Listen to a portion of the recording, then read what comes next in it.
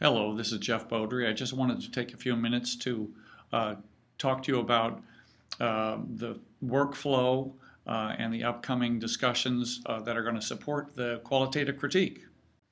One of the things that's important is to stay with each other on this, and there are always going to be some things that are going to come up, but try to stick with the workflow. So let me talk about how the course runs. The workflow of the course is naturally based on the essential readings, the chapters and the articles, but there are which are necessary for you to read, and then there are videos which help summarize the key concepts and might explain or give examples. Please take the time to look at these as well.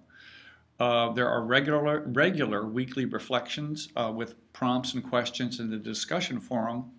These too are seen as part of the class participation process, and they are in the place of the face-to-face kinds of meetings that we would normally be having. So we need to have that written accountability through the discussion forums. There's practice for all of the assignments on the discussion forum. So again, this is a necessary practice so that you can get the most out of the assignment. And your thoughtful written participation each week and each one of those forums is essential so that all of us can succeed in this course. So let's take a look at the current topic, which is qualitative research, and the assignment that you have, which is to develop a critique of one of the articles. Qualitative research we've gone over in discussion boards, and we also have had a webinar. The webinar rerun is available to you. But let me just go back to the article that you all reviewed together, the enacted identities, and just talk about a few things that I noticed there. So one of the things that was really important that I noticed to try to bring about a consistent response is that everyone should use the reading guide, and there's a revised one in the qualitative critique folder. So bring that out, look at that when you're responding to each section. When you do your critique, focus on the evaluation of the article and try to really avoid talking about whether you or not agree or disagree with the beliefs or some of the ideas in the article. That's really not the point. We're really evaluating the research methods.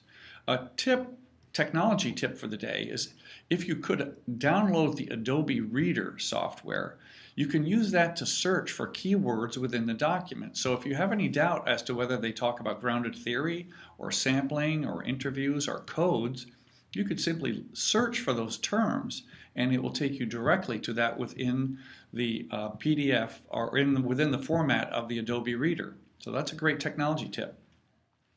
If you do have any general comments in the article, that might go in the overall quality of the section, but there's also guides as to how you answer that.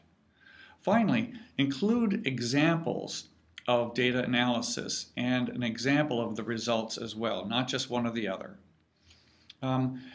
Here's a writing tip.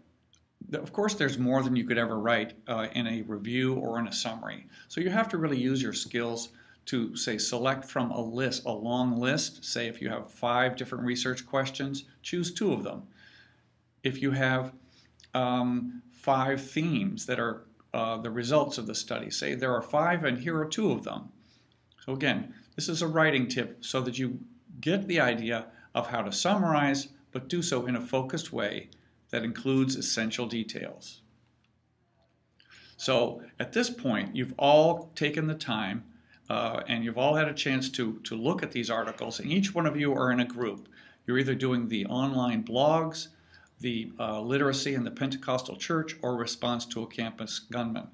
I'll be taking a look at those forums as you go and be looking ahead to next week when we'll meet in Portland. We can do a quick review and a summary of all this. Anyway, this is Jeff Beaudry, and looking forward to seeing your work on the discussion boards and to seeing you progress throughout the course.